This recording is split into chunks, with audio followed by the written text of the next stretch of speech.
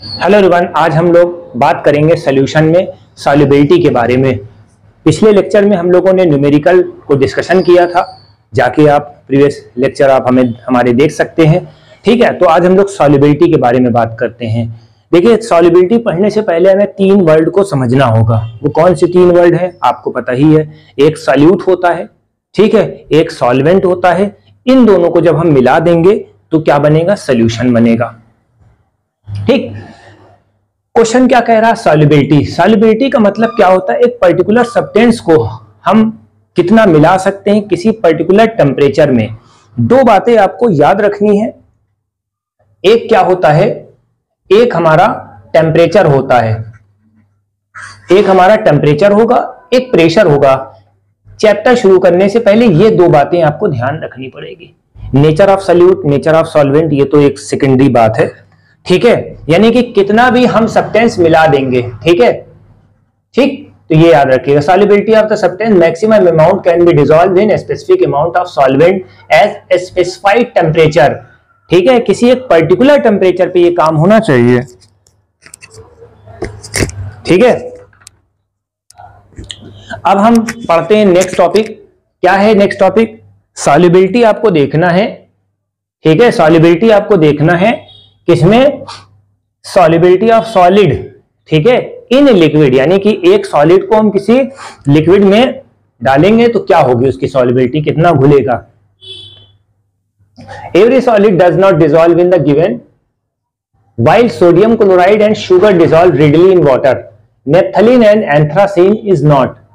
ठीक है, इसमें दिया क्या है? डिसॉल्व होता है। एक बात आपको समझनी होगी कि ये जो सॉल्युबिलिटी होती है ये पोलर पोलर मॉलिक्यूल्स में ही डिसॉल्व होगी। ठीक है, नॉन पोलर के साथ डिसॉल्व होगा। ये बात थोड़ा सा ध्यान में रखिएगा, बहुत इंपॉर्टेंट है। ठीक, कुछ चीजें घुल जाती हैं, कुछ चीजें नहीं घुलती हैं। पानी है, पानी में तेल अगर आप डाल दो या तेल में पानी डाल दो कि क्या घुलेगा? नहीं, क्योंकि एक पोलर एक नॉन पोलर है। इस तरह से आपको समझना है, राइट। अब इसमें solute dissolve in the solvent if the intermolecular interaction, ठीक है, इंटरमॉलिक्यूलर इंटरेक्शन जो होता है क्या होना चाहिए? इंटरमॉलिक्यूलर इंटरेक्शन सिमिलर होना चाहिए, तभी वो डिसॉल्व होगा। ठीक है, एक इंटरमॉलिक्यूलर इंटरेक्शन, दूसरा पोलर, बात बराबर है। ठीक है, और देसी भाषा में अगर समझना है तो क्या होता है? पानी और तेल का एग्जाम्पल ले लेना, हो जाएगा तुम्हारा। ठीक है, तो एक पॉइंट आपका ये बना। When the solid solute added to the solvent, ठीक है, सल्यूट हमने आपको बताया था छोटी मात्रा। सल्यूट को देसी भाषा में समझ सकते हैं चीनी, सॉल्वेंट क्या है? पानी, ऐसे समझ लो। Some solute dissolve in concentration increase in the solution। अब होता क्या है कि जैसे मान ले कि ये हमारा एक बीकर है, इसमें हमने कुछ लिक्विड भर रखा है और हम सल्यूट डाल रहे हैं, सल्यूट की मात्रा बढ़ा रहे हैं, सल्यूट जो है उसकी क्वांटिटी बढ़ा रहे हैं। जब सल्यूट की क्वांटिटी बढ़ाएंगे तो कंसंट्रेशन बढ़ेगा। ठीक है, कंसंट्रेशन बढ़ेगा। ठीक है, When a solid solute added to the solvent, some solute dissolve in the concentration increase। Concentration increase हो जाएगी क्योंकि भैया उसमें जो मॉलिक्यूल है सॉल्यूट के बढ़ रहे हैं, right. This process is known as dissolution. इसको हम क्या बोलते हैं? डिसोल्यूशन बोलते हैं। अगर हम इसको रिवर्स कर देंगे तो क्रिस्टलाइजेशन हो जाएगा। अब भैया क्रिस्टलाइजेशन को समझ लेते हैं। क्रिस्टलाइजेशन होता क्या है? क्रिस्टलाइजेशन होता क्या, चलिए पहले समझ लेते हैं इसको।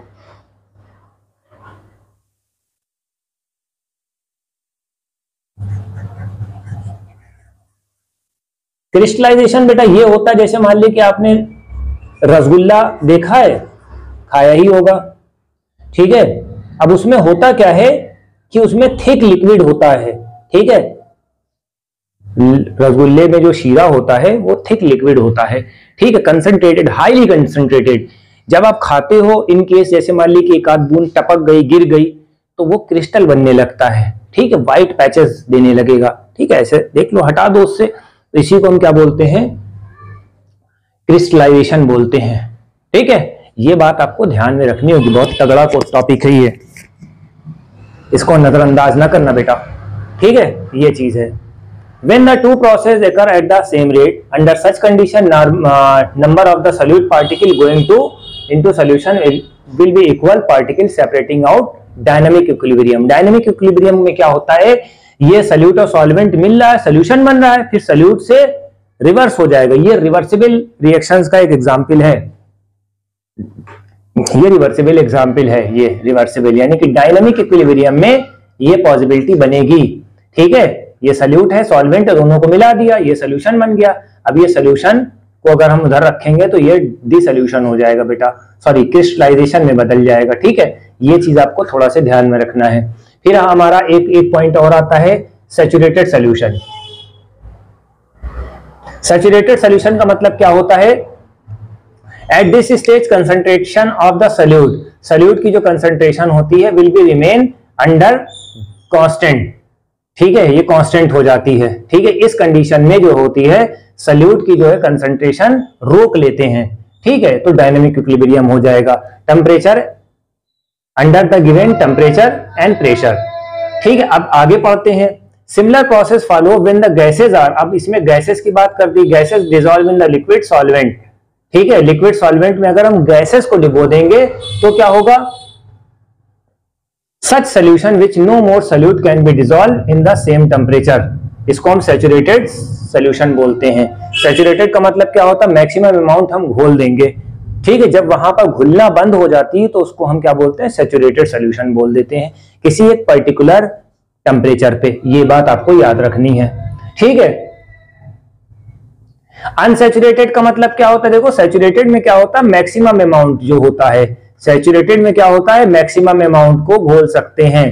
ठीक है, जब तक घुलना बंद ना हो जाए। ठीक है, अनसैचुरेटेड का मतलब यानी कि अभी घोल ही रहे हैं। ठीक है, unsaturated with one more solute can be dissolve, यानी कि इसमें मोर सल्यूट डिसॉल्व कर सकते हैं। तो ये बात आपको ध्यान रखनी है। ठीक है,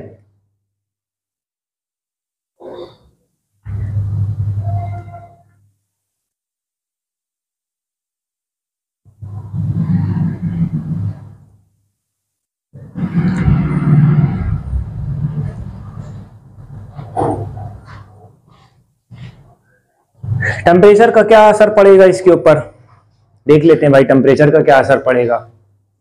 सॉल्युबिलिटी जो होती है ऑफ सॉलिड, ठीक है, सॉलिड की जो सॉल्युबिलिटी होती है, जो हमारा टॉपिक है, in a liquid significant affected by temperature change. ठीक है, टेम्परेचर जब चेंज होगा तो सॉल्युबिलिटी चेंज होती है।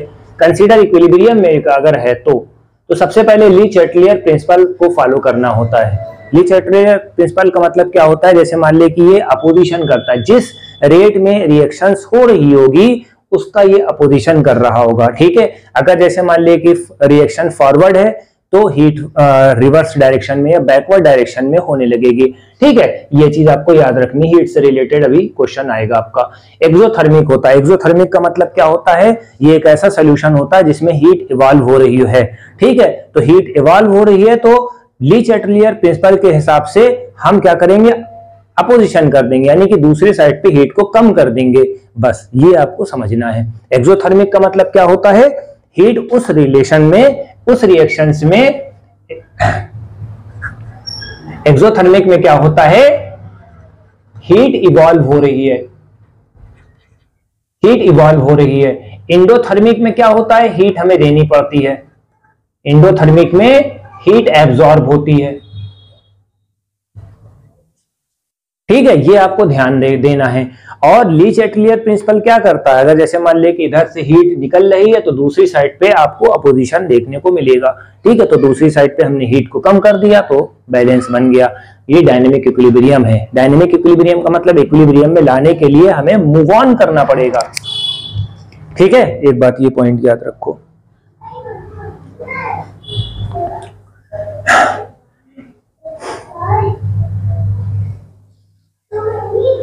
Dissolution process, the exothermic solubility should be increase, solubility जो है इंक्रीज होती है with the rise the temperature.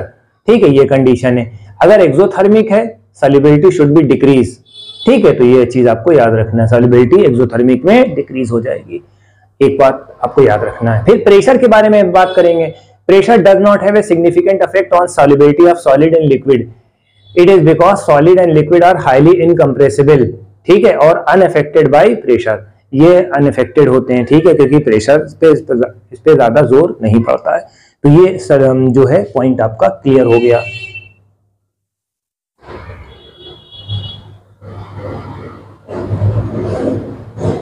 तो यहां पर हमने 2 स्लाइड अभी पढ़ाई है, जो लेक्चर होगा थोड़ा सा लेंदी हो जाएगा, इस वजह से हम इसको अभी उसको कर रहे हैं, ठीक है, क्लोज कर रहे हैं। अभी ये नेक्स्ट सेगमेंट जो है आपका नेक्स्ट उसमें आएगा, ठीक है।